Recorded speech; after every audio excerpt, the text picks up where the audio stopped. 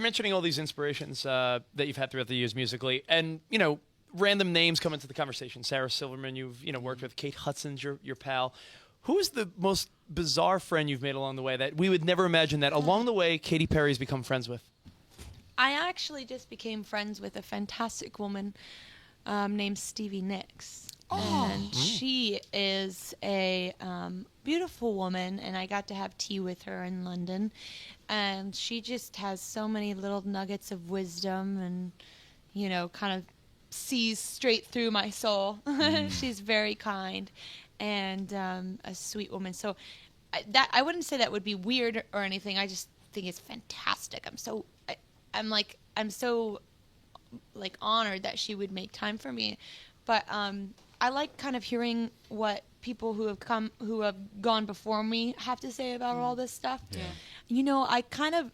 I don't know if you know this girl named Ariana Grande. You do know we her. love her. I love her so much. Yes. And, Right here in Hits One, we play all the time. I love her. I think she's probably she has the best female vocal in pop music today. Wow. I would say There's she's something coming from you. Yeah. No, she has literally the best voice live. She kills it. I mean, she is so good, and I got to hang out with her and listen to her record before it came out because I wanted to reach out to her and just kind of be like, "Hey, girl, you're just about to go and through a whirlwind. Let me just kind of give you a couple of tips if you ever need anything, if a hairstylist, makeup artist, a stylist, whatever, or and she's the sweetest girl, and I just wish her the best. And so I love kind of, if anyone were to have done that with me, I would have felt really lucky, and I kind of want to get this wisdom from Stevie, in some ways. Mm-hmm. Do you hear Mariah Carey in Ariana Grande? Because the first time I heard her, I was like, is that Mariah? And it was Ariana. Well, yeah, of course I do. But,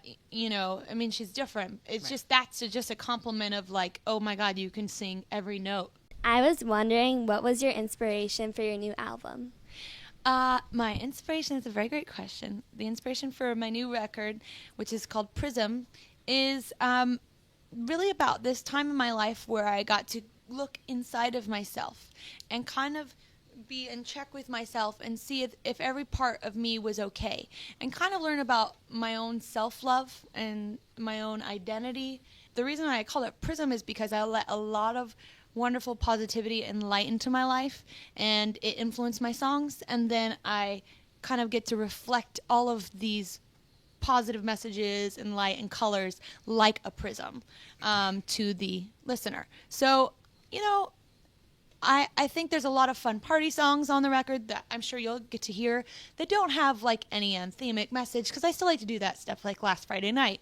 I still like to have fun, obviously, but I think there's some really important songs on here. One song called Love Me, which is a song about loving yourself the way you want to be loved, first and foremost.